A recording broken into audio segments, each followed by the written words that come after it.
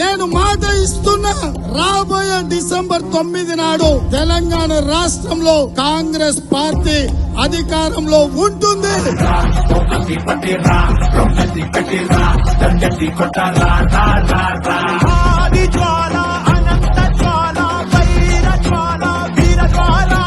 తెలంగాణలో Congress అధికారమని exit polls అన్ని చాలా గట్టిగా కాంగ్రెస్ పార్టీ 67 నుంచి 78 స్థానాల్లో విజయం సాధించబోతోందని తెలిసింది. కాంగ్రెస్ ఆధిపత్యం తథ్యమని సర్వే గట్టిగా చెబుతోంది.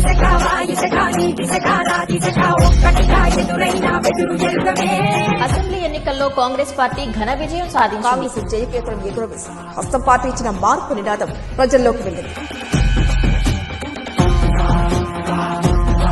యనమల రేవంత్ రెడ్డి అనే నేను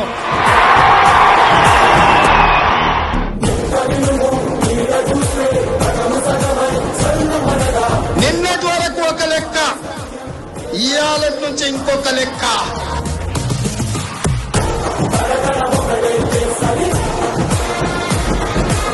మహాలక్ష్మి పథకం ద్వారా ఆర్టీసీ బస్సుల్లో మహిళలకు ఉచిత ప్రయాణం, 500 రూపాయలకే గ్యాస్ సిలిండర్, గృహజ్యోతి ద్వారా 200 యూనిట్ల వరకు ఉచిత కరెంట్, రాజీవ్ ఆరోగ్యశ్రీ పథకం ద్వారా ఉచిత వైద్యం, 5 లక్షల రూపాయల పరిమితిని 10 లక్షల రూపాయలకు పెంపు, ఒక్కో రైతుకు 2 లక్షల రుణమాఫీ, ధాన్యం ఉత్పత్తిలో దేశంలోనే అగ్రస్థానంలో తెలంగాణ, హైడ్రాతో ఆక్రమణదారులకు చెక్, మూసీ పునరుజ్జీవానికి కృషి. తొలి ఏడాదిలోనే 55,143 ప్రభుత్వ ఉద్యోగ నియామకాలు, అర్హులైన అందరికీ సంక్షేమ ఫలాలు అందాలని సమగ్ర కుటుంబ సర్వే.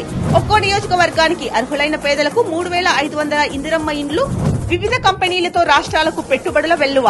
ఇలా చెప్పుకుంటూ పోతే ఒక సంవత్సర పాలనలో ప్రణాళికాబద్దంగా ఇన్ని అభివృద్ది కార్యక్రమాలను చేపట్టడం ఒక్క రేవంత్ సర్కార్కే సొంతం.